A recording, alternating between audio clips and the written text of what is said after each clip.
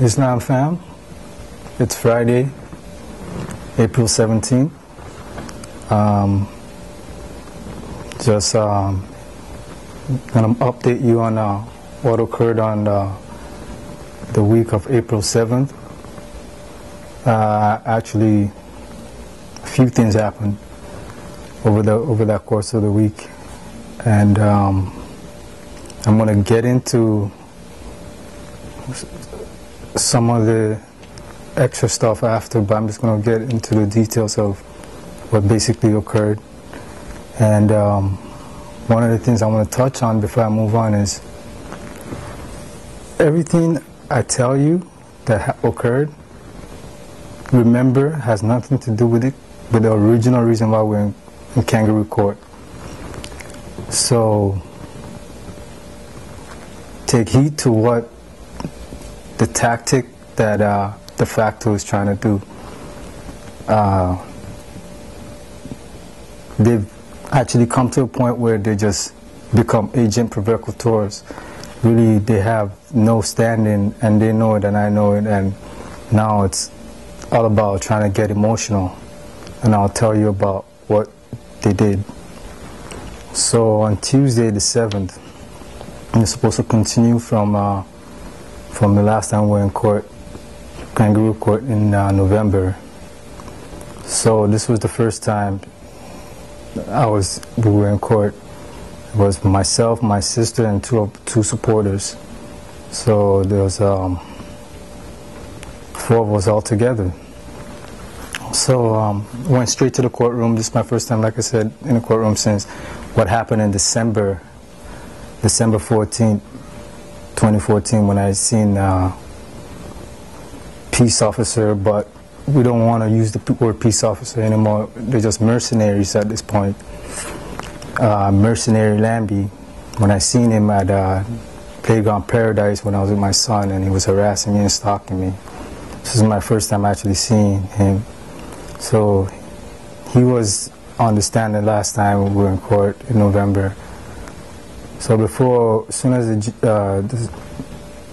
the judge came in, Clemens, as soon as he came in, I asked him to tell Lambie to leave because I wanted to discuss what happened in December, because it's getting out of hand. So I told him about him approaching me with my son and so on and so forth, and how concerned I've become with 52 Division, because now I'm even hearing one of my associates, one of the Moors, he got kidnapped recently in January under the pretense that they were looking for his little brother, but obviously they weren't looking for his little brother because they took him in. And they let him go in the end, but when they took him to 54, he told me that the Guns and Gangs Task Force came to talk to him. And it wasn't originally them that went to go look for his brother. It was a different task force. So now the Guns and Gangs Task Force is asking this guy questions and saying about the movement and this and Moorish Science Temple of America movement and so on and so forth, and who could be in it and who can't be in it and whatnot. To make a long story short, at the end of this, the conversation, when they were questioning him, which he has nothing to hide. I mean, we are Moorish American living in the Americas. So they asked him about me. They brought up my name. So now I have Lambie approaching me and not harassing me in December now. And in January, the Guns and Gangs Task Force is asking questions about me. And I show you guys what I'm about. My book's about to come out April 23rd, 27th letters. Letters that I wrote my daughter while I was incarcerated for a while back. You know, I'm just at home with my children, or I'm filming. I don't know what the guns. So now I'm telling the judge that, like, I'm worried, I'm concerned, I don't know what's going on, and I don't want 54 anybody, any mercenaries from 54, specifically 54 Division coming up to me in any way, shape, or form. You know, and the judge noted that, well, if that's the case, that's a charter violation according to him. So, which is called abuse of process or something like that. So, anyways, at this point, the judge is saying we need amicus. Amicus is another lawyer, and he's supposed to help the court process move faster because we're not getting anywhere. So the rest of the day was pretty much spent looking for amicus, which we did not get, but there was a couple of events that happened before the end of the day. So during the morning recess, they were looking for amicus because they have to go find a lawyer that's going to do this amicus thing. Oh, excuse me. Sorry about that. That was my son. He needed attention. So anyways, during the morning recess, first morning recess, I noticed while I was gathering up my my disclosure, my supporters exited the courtroom, and my sister was waiting for me at the door, holding the door open for me, and then I heard her saying, "Don't touch me." Then I looked, and she was talking to the court clerk, a lady that was working in the court, an older lady, dark skinned like myself. And so I immediately went out there, and I was like, "What's going on?" She's like, "This lady's tried to grab me twice." I'm like, "Please don't," like, what's the reason? And my sister, because she told me that I guess she must have came up to my sister. I guess she went around, came up to my sister and said, "Oh, where she's from, and you know, her background and so on and so forth." And then my sister was kind of like, yeah, you know, she was really into talking to her. But then at the end of it, she was like, "Oh, tell your brother to be quiet." And you know, and so this is where all this stems from, her saying this and then trying to grab my sister's arm because my sister was like, "Please don't talk to me." So I told her, "Don't touch my sister," whatever. Went back to court after recess. Nothing happened. They're still looking for amicus, and I'm letting them know, "Hey, you guys ain't gonna find nobody." So anyways, they go down for morning recess again, another break, another 20-minute break, and we're sitting in the hallway, and again this lady comes up to us and starts telling us about how she's been here for 20 years and she has a son and this and that, and we're just like, "Please don't talk to us. You take the check, yo, like, beat it," you know, as politely as we could say it. But I don't know. So these are the little things that started happening at the beginning of that week. After lunch now, it was just me and myself and my sister left. Two of my supporters left. Just myself and sister left, and it was went back in the courtroom again. And I never brought up this whole incident with the court clerk because, for the most part, I thought it was innocuous. You know, I was just like, maybe she thought she got it twisted. Like maybe she saw her son in me or whatever. You know, and she wasn't used to people talking to. You know. She should be more obedient, maybe like herself and her son. But anyways, after lunch again, still no amicus, can't find it. It's wasting the whole time. At this point, the detective who was sitting beside Miss Wise, he already left. Lambie, Missionary Lambie, he already left. So I'm like, why am I still here? They want to waste time, so be it. So 2:30 comes, we go back to the courtroom, and we leave. End of the day.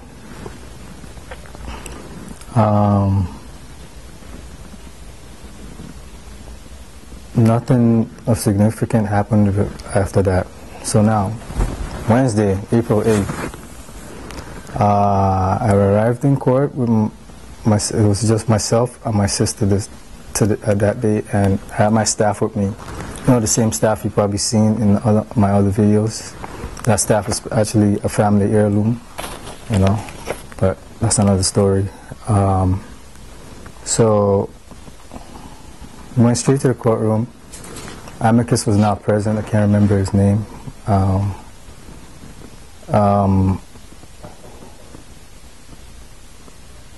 The voir dire that we were in the middle of will continue, and basically from last November, remember, the judge was like, we were listening to voir dire and he couldn't hear the audio, which pretty much at the end of this whole video, what I'm telling you, is pretty much where we end up back again, because they're saying they still can't hear nothing. So they're playing this charade, and then they're running all these tactics, trying to provoke. So anyways, Mercenary Lambie is on the stand, I believe. And no, sorry, Lambie wasn't on the stand. We were just watching. He was in the hallway, and on this particular day, he had like a bodyguard, another mercenary with him, and for whatever reason, it just seems like, I don't know, these guys are pretty nervous. So we were watching the booking video of them assaulting me, which was, you know, quite disturbing. So it was hard for me to watch, and I got up once during that time to kind of you know, walk out the courtroom, and ask the judge to get out, you know. When I went out, you know, I swung the door open, and I guess the bodyguard, Lambie's bodyguard, didn't like the way I opened the door, and he said something in a matter of, oh, you could do that now? I didn't hear what he said afterwards, you know. So me, I turned around and I'm already pissed off, because I'm watching the video of Lambie and the rest of the Goombas assaulting me in that booking video, and this guy sitting there beside Lambie with a smirk on his face. So I'm like, really and truly, I said, yo, shut the fuck up, you punk bitch, and say it right to his face, and he didn't do nothing. All he did was just get red in his face. So anyways, I went back in, you know, to continue the video. At this point now, I'm just like, you know what, man, I can't watch this video right now, you know, I'm a little pissed. So I asked for a 20-minute break, which the judge said okay too, and I didn't grab my disclosure. I was so pissed. I just walked out. And I mean, you guys seen the booking video. You go back and watch it, and for them to watch it, and like, it's not easy. It's not easy. So anyways, when I go back out there, this time it's just the bodyguard there. Lambie's gone. Don't know where he went. And when the bodyguard was just pretty much staring at me like, you know, face getting red. I'm like, buddy, what do you think this is? You know, like, think this is some Sammy thing? You know, trying to deal with me like Sammy? Is that what it is? I just told him he's a bitch, like, straight up. You have to understand, in the heart, whether in the street or and especially in those courtrooms, these guys are like goombas. They don't know nothing. You have to have paperwork to talk, you know, and all they could deal with is emotion, you know. And all my writs still haven't been answered back, and I keep asking just kind of for designation of authority. I object to everything they're doing, by the way.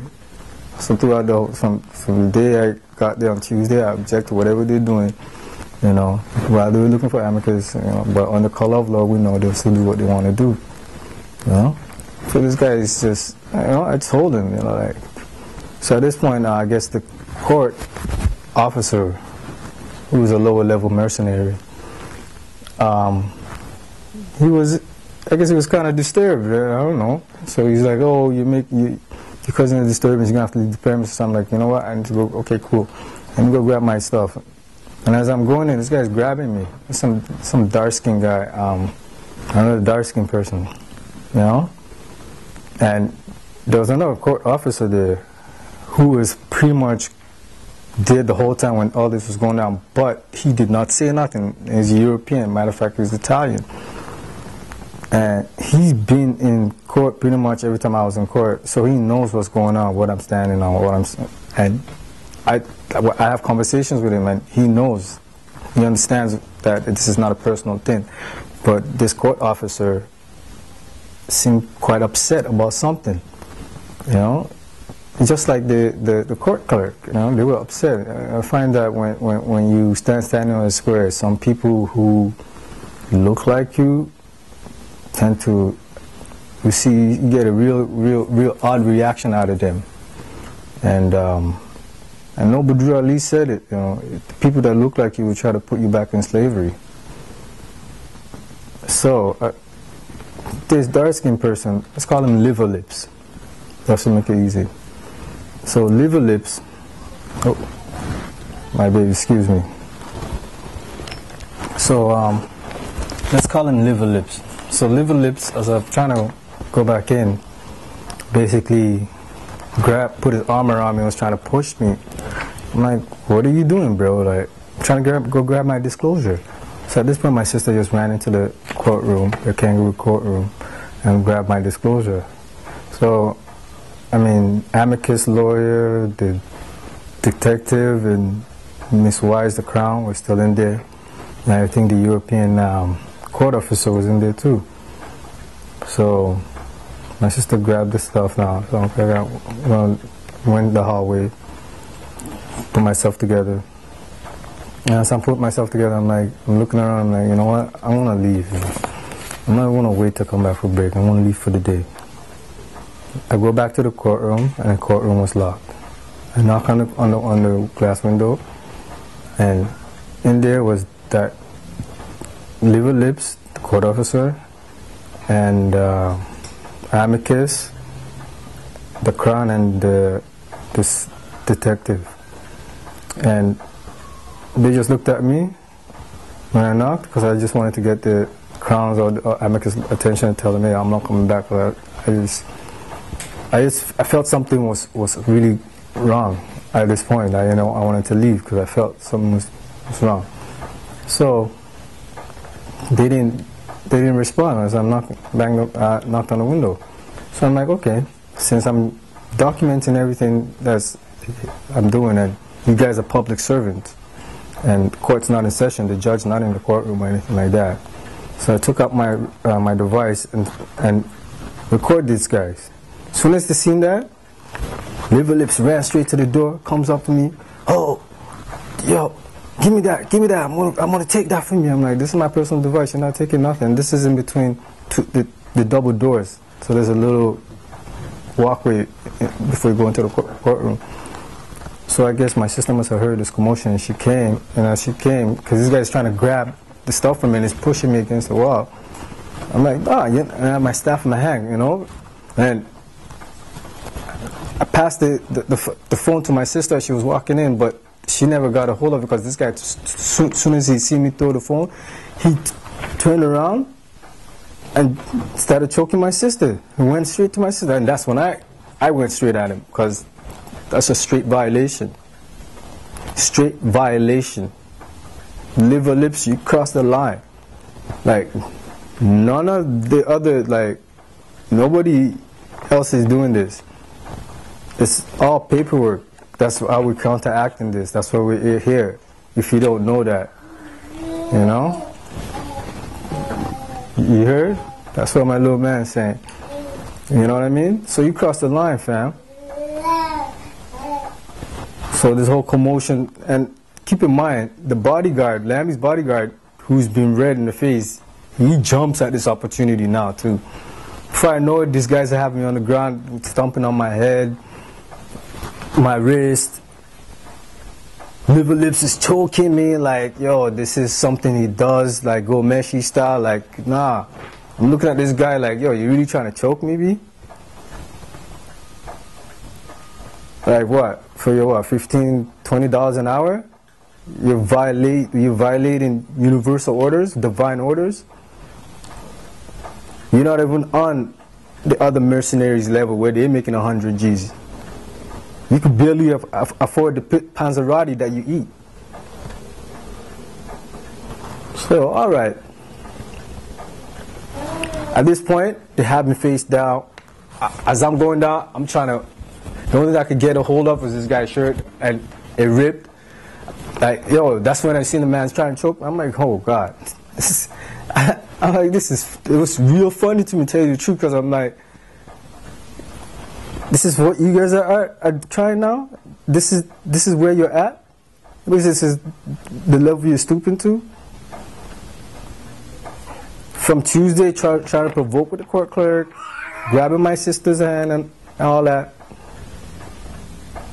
So now I'm face down, this guy's on top of me, there's like 3 or 4 of them on top of me. You know? Stomping on my hot feather, and afterwards my sister was like, one of the female court mercenary court officer was stomping on the fez. What did the fez do to you, miss? That leg that you used to stomp on the fez, be careful, that might get cancerous. Hey, that's on you. What did I don't know what the fez did to this person, stomping on the fez. Where's that gonna get you? Paperwork, counteract with paperwork. Words cast spells, that's what we do. Don't get upset. That's what you guys want. You want combat and chaos and whatnot, because you guys can't articulate your position. And for many years you've used the whole emotion thing. You know, riot, if you don't like what you like, if you don't like the results in court, we riot and all that stuff. Have like informants like Sharp Thing trying to talk for people, Messi Jackson, all these clowns. Those days, we're not contracting with you guys at all. Those days are over. And that's why you're acting this way. Your days are numbered. Wait, so anyways, now, I'm laying down, I can't breathe. And I damn near started passing out. And then in the distance, I heard a female voice saying, "You can't breathe, you can't breathe." And that's how I got to say, "I can't breathe." And they got, once I started saying that, they got up. They got off me, and then they brought me downstairs, whatever. Another charge, whatever. So, now I got to go to 52 Division, which is the division downtown. Again, they watch the videos, they know what's up. Two mercenaries from 52 came to get me. I don't have these guys' name. In the future, when I get to disclosure, I'll let you know who they are. One European and another one, I believe, I don't know, he looked like brown. We just call him Roach. Call him Roach, Cockroach. So this European and Cockroach brought me to 52, right? As soon as I sat in their little car for a while. What's going on, little man? You good? So I sat in the cruiser for a while, and then they brought me in, and told them under everything's under threat, duress and coercion. So now they want to do their level 3 search on me, and they know how I get down with that. Like, I'm not taking off my clothes. So these guys were like, okay, this guy's going to want to fight us, but I'm not going to do that. I'm not going to fight you. I'm just telling you I'm not going to take off my clothes.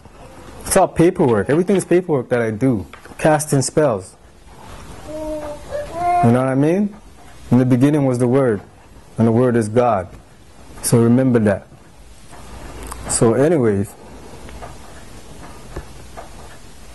the 2 mercenaries that brought me to the division, and 2 other ones. So there was another tall European one, and then a dark-skinned one, a dark-skinned mercenary. He looked like, the best way I could describe him is like a burnt-up dumpling. You know, fried dumpling? Yeah, that's how he looked. And he had a taser in his hand. So these guys approached me, 4 of them all together approached me and saying, "Yo, you gonna take off your clothes, ready to tell?" I'm like, "Nah, I ain't taking off my clothes." They're like, "Yeah?" Alright, so they brought me in a room where there's no camera and said, "Yo, you gonna take off your clothes?" I'm like, "Nah, I'm not taking off my clothes, you're gonna have to do it yourself." So now they're pissed. Grab me, push my head against the wall. Like my eye hits the wall. So I'm just like, you guys, all I just did was put up my hand, and now they're pissed. The cockroaches takes my shoes, ripping my shoe, mad at my shoe. Why? Just like the lady, what's wrong with you guys? Why are you mad at inanimate objects? Why don't you be mad at the paperwork? Read the paperwork. And that's another thing. Cockroach, while he's doing this, he's telling me, read a book. That's why I'm in this position, because I've been reading. Now, obviously, you only been reading what been taught to you, what been given to you. You've been programmed, but that's okay. Enjoy your $100,000 a year that you get. Enjoy it in good health. All of you guys. Because that's the only thing you do it for is the check.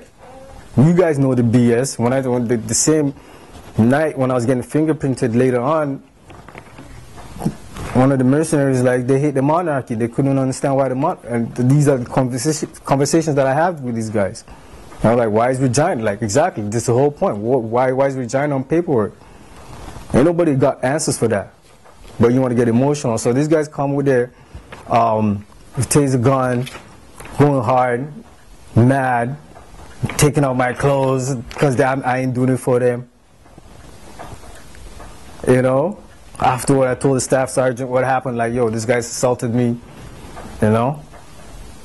This is all done under threat, duress, and coercion. So they bring me to the cell, you know, because they done the level 3 search. And at the end of it, keep in mind they have the taser pointed at me the whole time. And at the end of it, as they're walking away, they're like, yeah, you're lucky, man. We were hoping you would swing at us, man. You're a pussy. Yeah, you're a punk pussy. So they're telling me that I'm a pussy for not swinging at them. While they stand there, when they go to work, they have like gears upon gears, weapons upon weapons. I even asked them, why do you guys have a taser? They're like, oh, they just give these things to us. So you have all this, and you calling me a punk. And the funny thing is, watch, later on. So, now, I'm paranoid. I don't trust these guys. I stayed up all night. You know, they didn't even bring me to the jail, say you're going straight back to court, whatever. Stayed up all night. Every time they did their walk, I was up, you know. Trust these guys, you know. Because it's getting ridiculous. 54, 52, it's getting ridiculous. So they put me in the cell, and this was like at 1 p.m. Around 7 p.m., this female plainclothes detective came up to me and asked me, and said, hey, about making a phone call. So I want to call my consulate. And she's like, you don't want to call your wife or anything? I'm like, what? Why you ask? And she's like, oh, she called. So basically, she was supposed to deliver a message to me about me calling my empress. So, but for whatever reason, she didn't come out and say that she was playing this game. And then she asked me about my empress number, which I gave, and she said, oh, she's gonna call. I never seen her. I never got to make no call. I've never seen her. Obviously, they don't want to contact anybody. So, anyways, 1 in the morning, like Thursday of that Thursday morning, in 52 Division, they take me into the room to get fingerprinted under threat, duress, and coercion. I let them know. Whatever. Like I said, we had this little conversation about the monarchy and whatnot and paying taxes. And these guys always love those conversations when you talk to them about that, because they know it's true, but they just took a check and can't really do nothing. And if they do, they're scared of being reprimanded. You know, got you guys by your balls because of your love, because of the love for the check.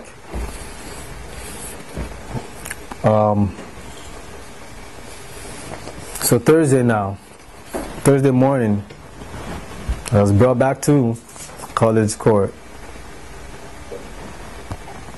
Go for bail. You know, right away, I walked out again. But a funny thing happened, they brought me up. Then, it's like I seen my empress, and she's there with her children, you know, because the reason why she didn't even forward those first couple of days, because we have 2 children now, and, you know, it would just be too much for them to be in the court. Which, now, it's not the case anymore. We don't care about that. You know, and she made that clear, like, she know, like, she was there. Anyways. So Thursday morning, I get brought up for bail. from the court downstairs. They're like, yeah, paperwork, everything's fine. We'll go back. I come back up like maybe half an hour later, and it's like, I see my Empress, and one of my supporters that was there earlier when I went up was not there anymore. And I see my Empress, I'm like, she's acting kind of, I don't know what's wrong with her, she looks sick. I'm like, what's wrong with this lady? Hey, what's going on here? So what had happened was, the detective that was sitting beside Miss Wise all week and was present during the assault on Wednesday, was probably involved, took it upon himself to now kidnap my sister and also one of my supporters that was there on a Tuesday, and who was even there on a Wednesday when the assault happened, when I was assaulted. So they did this while they brought me up and down, and then that's why there was a change in my wife's countenance and the whole demeanor. So I walk out the courtroom, she grabs my hand, and I walk out again.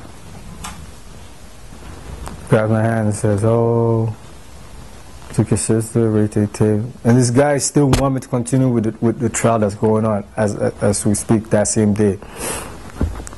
I got injuries, I got medical, I need to go get medical attention to, and I'm tired, like, I stayed up all night, I didn't trust you guys at 52 Division because you guys are walking around with, like, tasers, like some real goombas, you know? So anyways, I go in the courtroom, told Justice Clement, hey, listen, gotta go get my sister, gotta go do a couple of things, and, you know, he complied, left, went straight to 52 Division. And we got to 52 like maybe at 1 p.m. that Thursday, April 9th. And it was my a few more, a few more that was there. We waited. They gave us the runaround about when they were there and whatnot. We waited.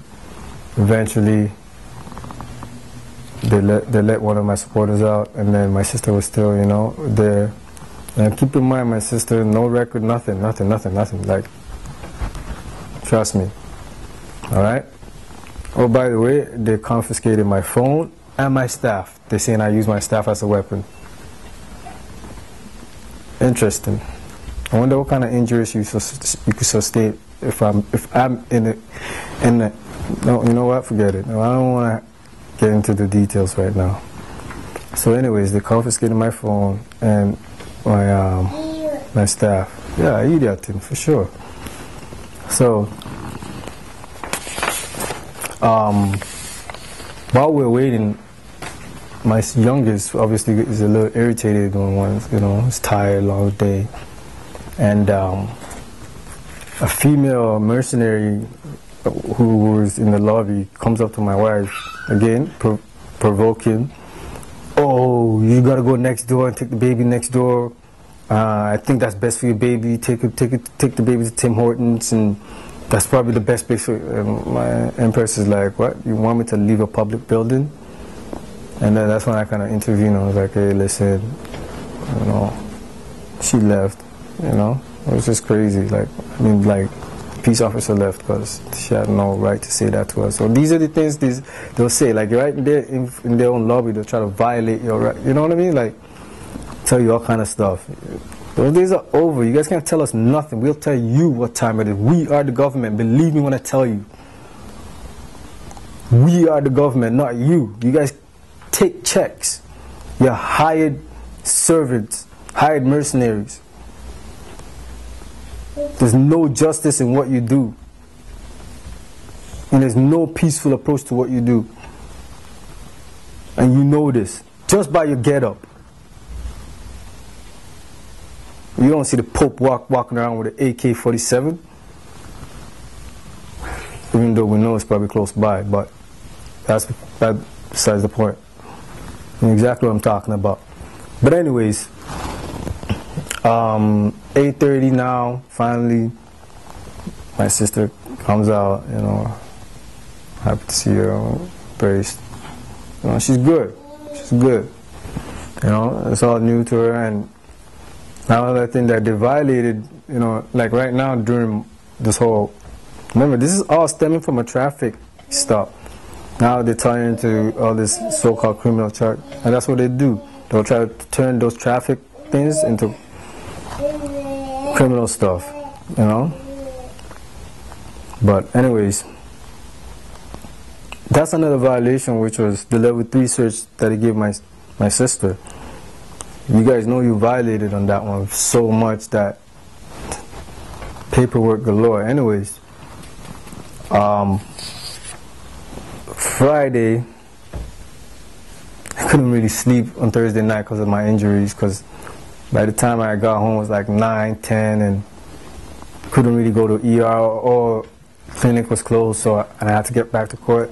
So I figured, you know, when I go to court, I'm just going to tell them, hey, I got to go, which I did. I went very next day, me and my empress and the children went back to court, April 10th.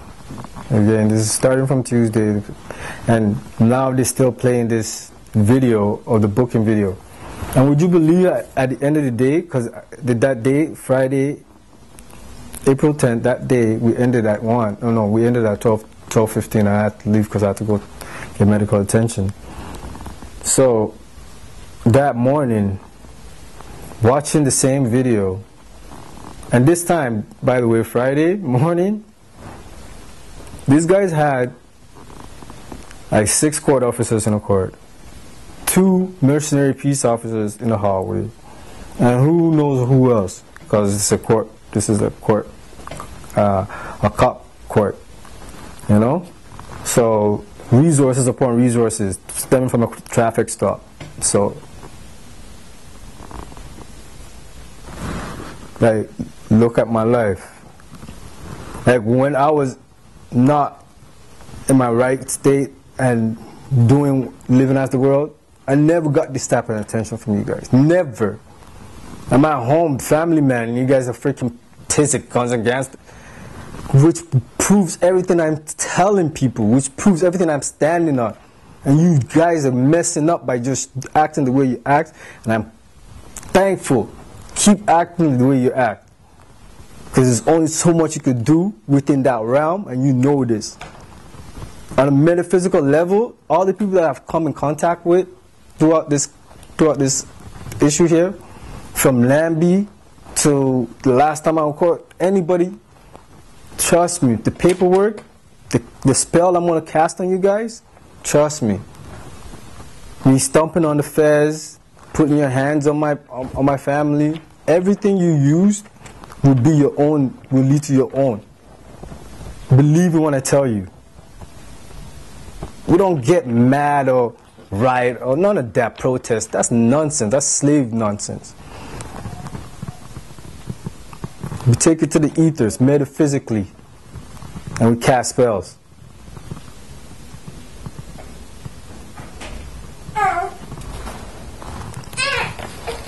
That's what little man's saying.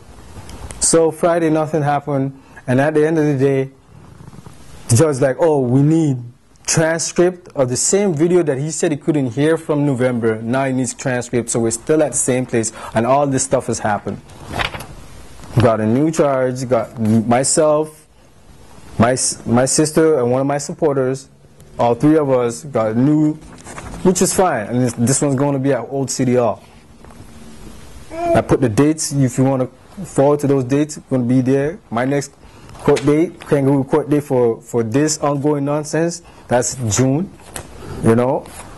That date's down there. You guys can look at it, you know. It's up to you. You guys come witness these things. They don't like anybody being in court, by the way. And this is why they're doing what they're doing to some of the supporters and acting the way they act.